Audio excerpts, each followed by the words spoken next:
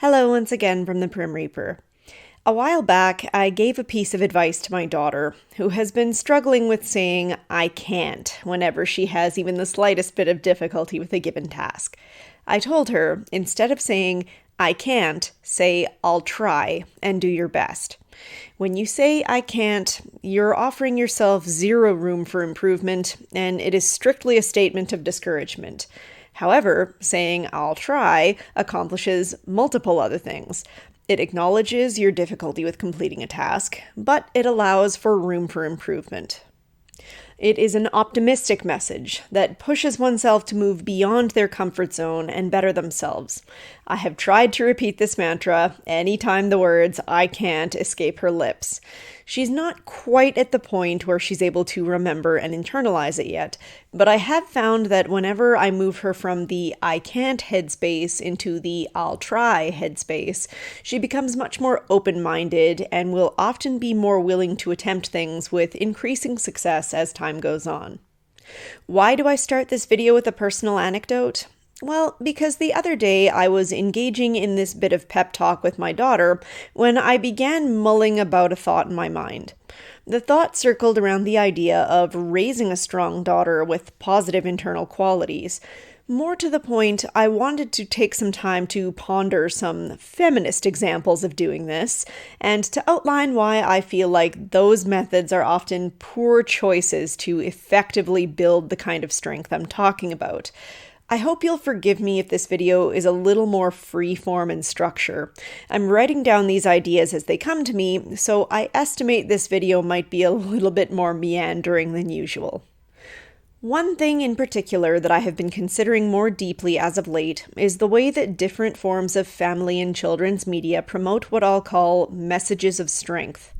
Now, what I'm generally meaning by this phrase is just anything that promotes some kind of ostensibly positive trait, be it kindness, empathy, perseverance, independence, that kind of thing.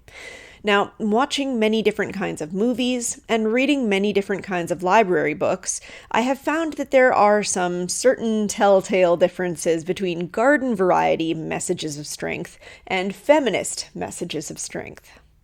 The first thing that comes to mind is the way that feminist media presents the idea of being strong, or even just being a good person. I think that well-written stories will present someone as engaging in positive behaviors because these behaviors are their own rewards. That is, being courageous, being virtuous, being kind to others. These are all things that are, in general, good things to be in and of themselves. Some good quotable examples of this are, do unto others as you would have them do unto you, or if you can't say anything nice, don't say anything at all. In a timely reference to my last video, many of these stories just center around the idea of being a good old-fashioned nice person in general. When I think of a character that embodies this kind of strength, I think of Anne of Green Gables. Much of what that character did in that story, she did because she wanted to be kind and helpful to others, even in cases where others were not always so quick to treat her the same way. Now, in contrast, whenever I have seen feminist stories extolling similar virtues, there's always been something that made my spidey senses tingle. I never really sat down to think about it before, but as I've encountered it more and more, I've begun to get more of a sense of some of the things that bother me. There's often this sense of cynicism that creeps into feminist stories. It's not even always especially easy to describe, and in some stories it's more subtle than others. I think the best way to start to tease it apart is to say that, in feminist stories, the idea of strength is often presented in spite of rather than because of.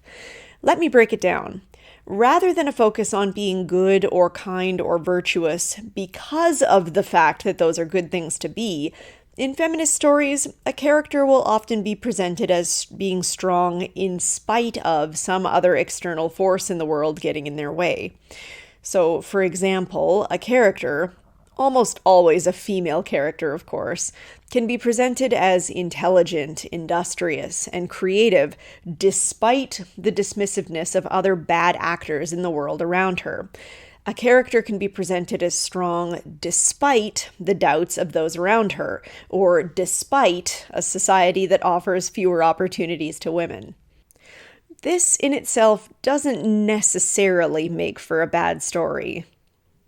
Sometimes. However, something interesting I'd like to note is that it changes the way we focus on a behavior. Essentially, the focus is no longer on the inherent goodness of any particular virtue, but on the action of enacting that virtue despite some hostile force.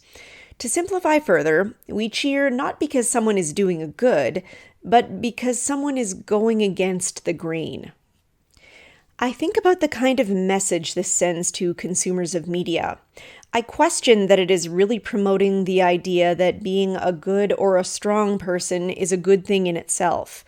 At best, I would argue that it is saying, think for yourself, or do the right thing no matter what, which are no doubt positive messages, but I think that it fails to teach the intrinsic value of doing the right thing. To put it another way, let's say for whatever reason you decide to visit a vegetarian restaurant. It would be the difference between the chef promoting his food because it tastes delicious and promoting the food because it is better for the environment to eat a vegetarian diet. It's the difference between focusing on something for its own sake and focusing on the context around a thing. I will note that this is not always necessarily mutually exclusive.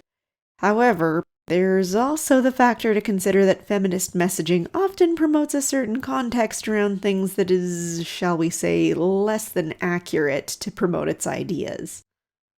Anyway, this in spite of messaging can certainly appear on a spectrum from subtle to egregious. Mulan, definitely the cartoon, not the god-awful live-action adaptation, for example, is a character who does a great deal in spite of what her culture and those around her believe she can do.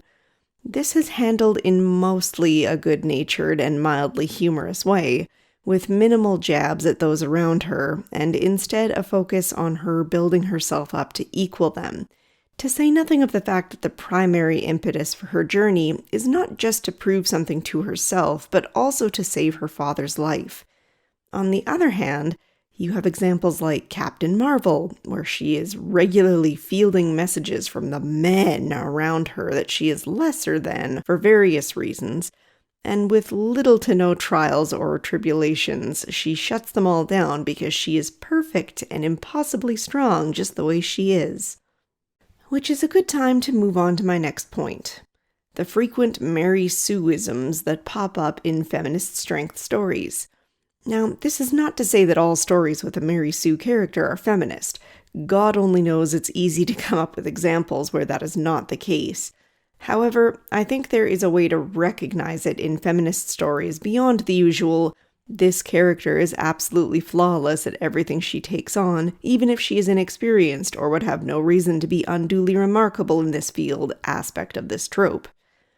In any given story, is the female character's amazing strengths, skills, abilities, and all-around general flawlessness held up not merely on her own merit, but rather in contrast to the ineptitude or inferiority of all the men around her? Well, then chances are very good you're looking at a feminist story. The driving factor behind any kind of realistic, relatable, or in any way compelling character is to see the struggles they face and the ways by which they overcome those struggles throughout the course of the story. To see someone fail to experience any struggle whatsoever and just be perfect all the time is boring enough as it is. However, there's always this particular embarrassing sort of glee in feminist versions of this trope, in which the strong, empowered woman is just leagues beyond all the men around her, like she was personally placed on this earth, or whatever world the story calls for, to challenge the evil patriarchy and show everyone how she don't need no man and how much better she is than them. In fact, for comedic purposes, the focus may equally be as much on the weak, incompetent male actors as on the strong and powerful female leads. A common example of this trope in children's literature involves the tough, strong warrior princess who, under no circumstances, needs the help of any prince to lift a curse or save her from a dragon or deliver love's true kiss. Visual disgust at the very thought. In fact, the prince is usually some pompous jerk who thinks he knows better than her. I recently literally encountered a book in which the main character complains of being mansplained to. Fortunately, the princess is herself a total badass who is able to save herself, or even the prince in some cases, from the evil witch without even breaking a sweat, and then she rides into the sunset remaining happily single and never having to hitch herself to any of the incompetents around her. This is by no means the only version of this story, of course. I'm sure you all can think of many stories and forms of media in which roughly this same procession of events happens with a different coat of paint. But I'm pretty sure this and its slight variations are definitely the most common, at least from what I've seen in children's literature. There is something else related to the Mary Sue character in feminist literature that I wanted to note as well. Regarding the strength in spite of something else trope that I talked about earlier in this video, there is the corresponding view that if the character does encounter any kind of problem or challenge, this is absolutely 100% not because there is anything wrong with the character. That would be crazy, right? After all, she is perfect just the way she is, TM. No, the problem is just the way the world is, or the way others see her, and if only those things could be changed or challenged, then everyone else would indeed discover that our main character is indeed perfect just the way she is, TM, and stop getting in her way all the time. As a result, there is often this corresponding resistance to any consideration that any aspect of the main character may need to be improved or changed in some way. A female character is arrogant and egotistical. If only the people around her would stop dismissing her so readily, then she wouldn't have to puff out her chest so much to show that she's on a level playing field with them. A female character did something silly or irrational? Nah, not at all. It's just the perceptions of those around her that make it seem that way. Her ideas are perfect in their own way. A female character does something objectively bad? No way. We're just going to go ahead and frame that in some kind of empowering way to avoid the idea that she did a thing that by any normal stretch of the imagination would obviously be a problem and that in any normal circumstance would incur some serious fallout. There's rarely any kind of introspection or personal growth, unless you view the realization that everyone else is wrong and that you just need to accept yourself as being growth. Characters in these kinds of stories have rarely made any kind of substantial change to the way that they are. If anything, the idea of change is viewed as heretical, as holding oneself back, as capitulating to an oppressive system. As a final aside, a theme that often arises in these kinds of stories is the rejection of what one might call typically feminine proclivities. Again, there is a range of this, from generic, I don't fit in with the other girls kinds of themes, to unapologetic, I'm a hardcore female boss who doesn't have time for any kindness or weakness themes. The lesser of these can often be invoked in a story without it necessarily being a feminist strength kind of narrative. For example, there is a difference between, I don't fit in with the other girls right now, but I'm going to find some common ground and make friends anyway, and I don't fit in with the other girls because I have sparkly big ideas that are going to propel me far beyond the realm of Barbies and makeup. But the strongest messages are usually exclusively the domain of stories with a definite feminist bent. I think about, for example, common criticisms I hear of the old Disney princess films from feminists. Take Cinderella, for instance. Cinderella didn't do anything for herself. She just sat around wishing for things to change for her. First of all, it's a bit of a mismatch of an idea because during the time period Cinderella lived in, she probably had limited options to take charge of her own life anyway. But aside from that, it misses the point of the strengths that Cinderella did possess and did show throughout the film. You know, maintaining a sense of kindness, of hope, of being able to take her situation in stride without wallowing in victimhood. This is why it was such a gut punch for her to get to the point where she broke down saying, "There's nothing left to believe in." Cinderella lost her whole family and was stuck being raised in an abusive situation from 7 years old onwards, and yet she was still able to wake up every damn day with a smile on her face. I don't think that takes less strength than packing a bag, pimp slapping her stepmother, and going to live penniless under a bridge somewhere. It just takes a different kind of strength. But it doesn't seem to be a kind of strength to which feminists want to give a great deal of appreciation. So, why have I been thinking about this now? I've been thinking a lot about the messages my daughters receive about the way the world works and how I would best like to support their development. I've long had a sense for when I encountered feminist messaging, how it felt out of place and completely inaccurate to my experiences growing up. However, I also know that I encountered relatively few obvious feminist messages as a child. Now, they're everywhere. It seems a shame to me that they will very likely encounter messaging telling them that they lack privilege, or that they have this big upward battle for equality, or that they have to do things in spite of the man, when I really feel like that is such a poor reflection of reality. I don't want my daughters choosing behaviors, careers, or life courses out of that sort of sense of cynicism.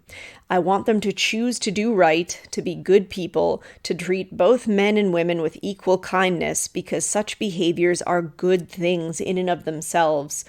I want to provide counter messages to so much of the negativity and distrust for others that is pervasive in much of this kind of messaging.